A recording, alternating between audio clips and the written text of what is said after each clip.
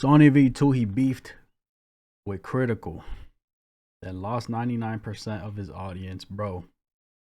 That's crazy, man. Listen, I always say this. If Moist Critical talking about you, gang, and it's negative, you gonna take a hit. I'm sorry. You know what I'm saying? You're gonna take a hit, man.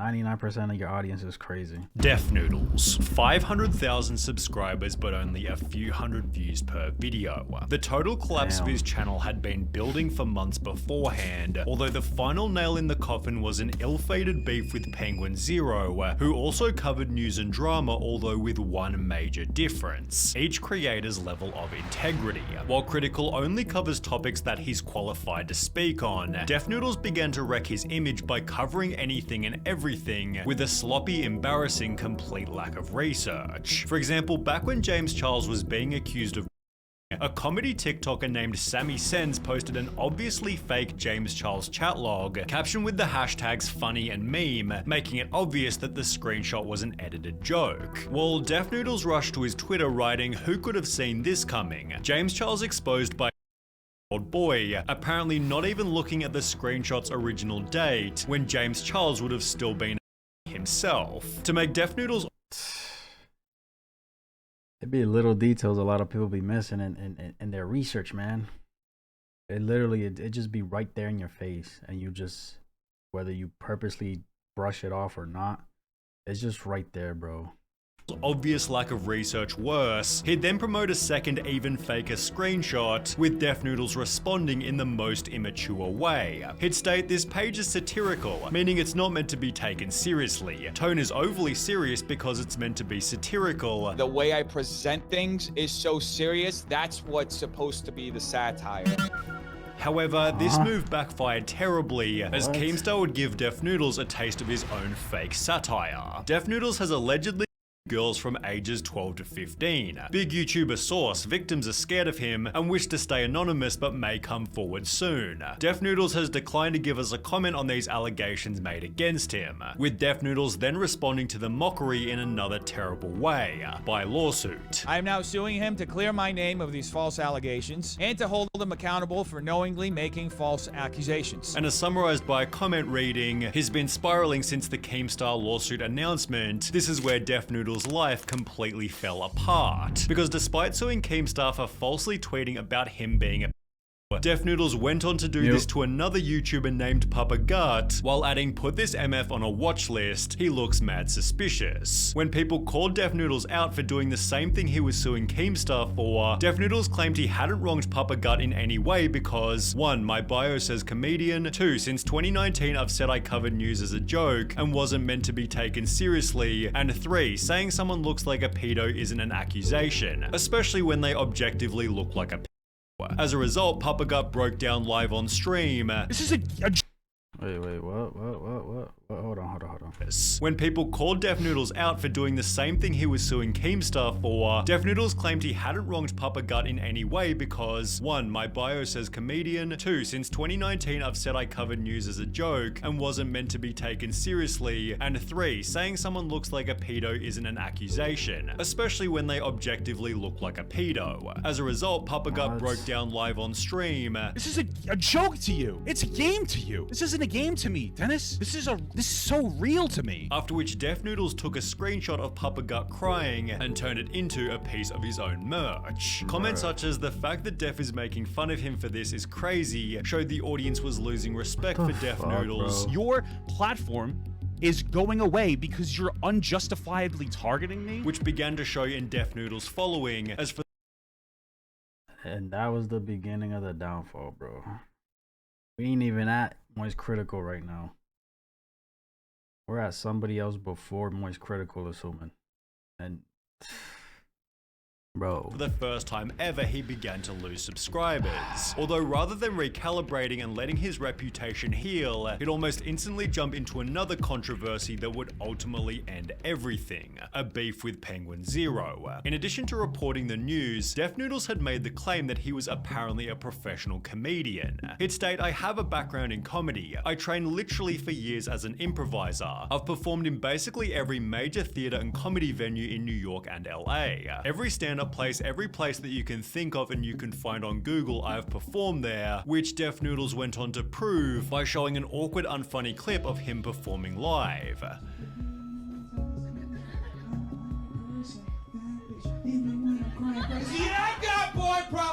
Def Noodles clearly couldn't see that he wasn't as good as he thought. However, this didn't stop him from opening his own 50-person comedy club, christening the venue with an event called Super Roast Battle. It ran for an hour and a half and was streamed to a live audience on both Twitch and YouTube, leaving no space for mercy if the event was a total failure, and a total failure the event would certainly be. Damn.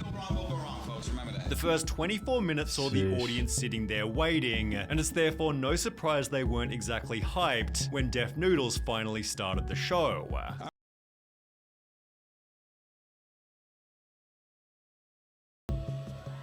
I don't know about this. I don't think we're gonna do the show anymore. This crowd's like, they're all asleep. These 24 silent minutes were spent setting up the unprepared lighting and sound, which clearly hadn't been checked or rehearsed. Bye. Gotta make sure everything on point, bruh. You know?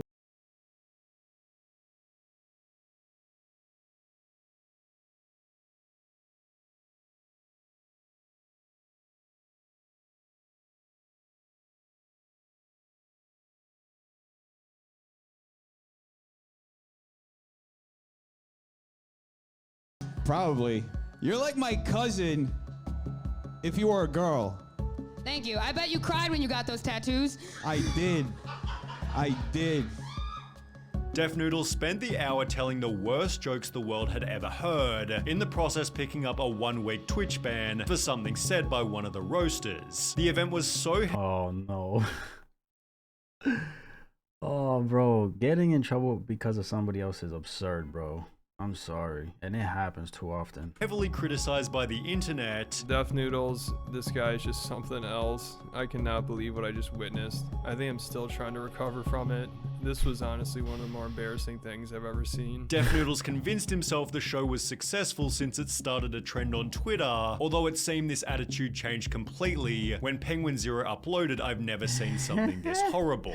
This was a complete fucking disaster on a level I haven't seen before. Imagine Fire Festival, but if it actually happened and was worse than anyone could have imagined. Critical gave a different take on why the show was a total failure. Nobody knew each other. Literally nobody. So all they can do is roast each other's appearance because they don't know them. Before Exactly. offering a couple roasts of his And that can only get you so far, bro.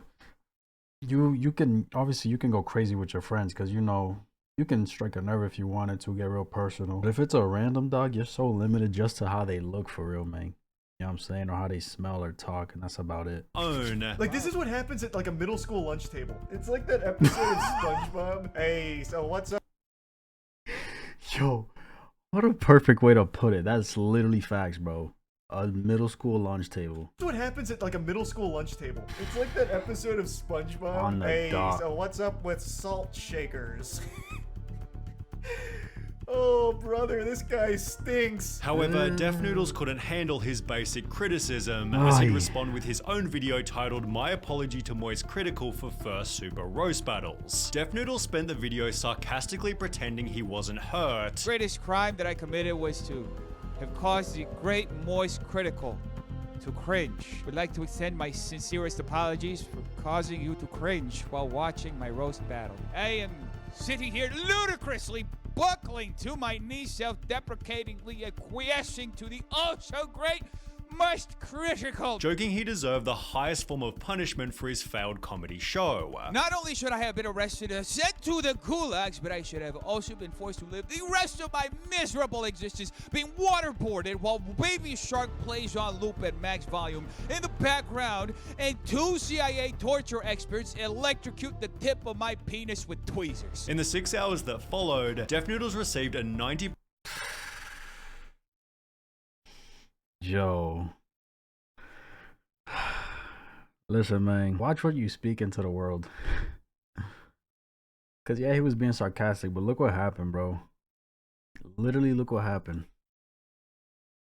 90% dislike ratio, a loss of 3,000 subscribers, and thousands of comments completely and utterly wrecking him. This is obviously trying to be ironic, but the layers of actual self-pity and insecurity make this very hard to watch. You can tell Charlie hurt his feelings. This is cringier than the roast battle itself, so much that Critical came back to spank him again. This is going to be me talking about his response video, which I think is a very important lesson in how not to handle controversy. However, the most notable announcement for the previous two videos was that Def Noodles had doubled down by scheduling another roast battle. The only way for me to make this situation right again is to produce another roast, which somehow became even worse than the first one. Alright, so Def Noodles hosted another one of his roast battles, and he somehow outdid himself. I could not believe what I was watching. I've never seen anything like this. Because rather than casting a bunch of local comics, Def Noodles chose to invite his mortal enemy Salvo Pancakes, who filled the audience with his fans who were there to cause some chaos. The audience sat there waiting even longer than the first battle, and when Def Noodles finally walked out from the back, his roasts were physical rather than verbal.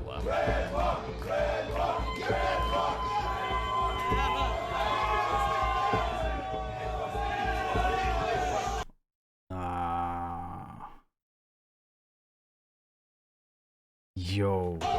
After shoving Salvo Pancakes, he'd get his revenge by walking through the crowd and onto the stage, signing his own Salvo Pancakes posters, completely disrupting the show. This should have been the perfect chance for Def Noodles to roast his enemy, although in true Def Noodles fashion he hadn't prepared material and would instead get roasted by Salvo. If you were here, there would be nobody in the crowd.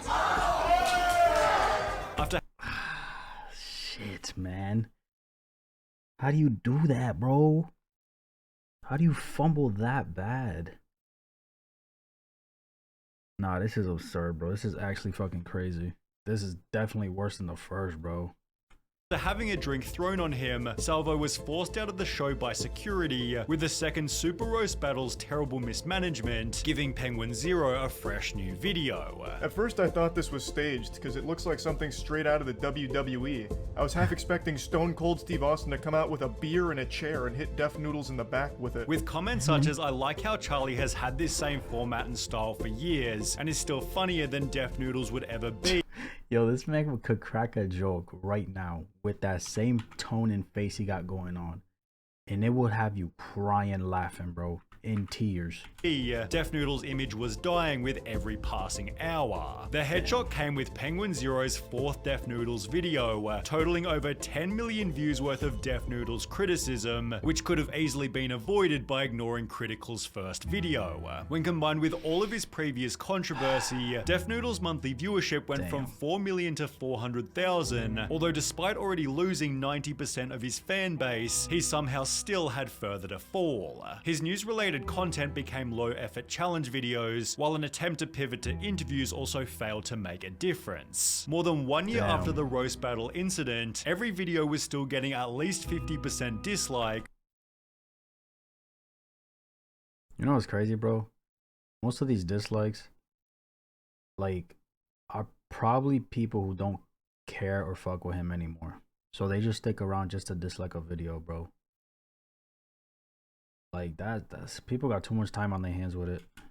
And a bunch of comments along the lines of, 1.5k views in 15 hours is crazy, but it's mind-blowing when you realize Dennis has over 500k subs. Who's watching these videos? Lining up interviews for a non-existent audience wasn't exactly worth it, so he'd instead fall in love with his own failure by uploading a video titled Unsubscribe Challenge. I want to challenge everybody who's watching this video and is subscribed to this channel to unsubscribe. I want to see if we can break the record for being the most unsubscribed channel in the history of this platform. This would mark the first of many insane Def Noodles ramblings, including I'm fat, I'm a loser, and of course the Unsubscribe Challenge Part 2. You know, I don't ask for much in life. One of those things would be for you to unsubscribe right now. Which many of his audience were happy to oblige. Over on Reddit, OKP compiled 20 different videos, which failed to achieve a single view despite being hours old, while a different user questioned if Def Noodles had the least watched channel views to subscribers ratio. Ironically, Def Noodles has since tried to mirror Penguin Zero by launching Def Noodles New, and while some of his takes are surprisingly well put, his thumbnail game and more notably his reputation are still in need of some serious work. Cooked, man. Fuck.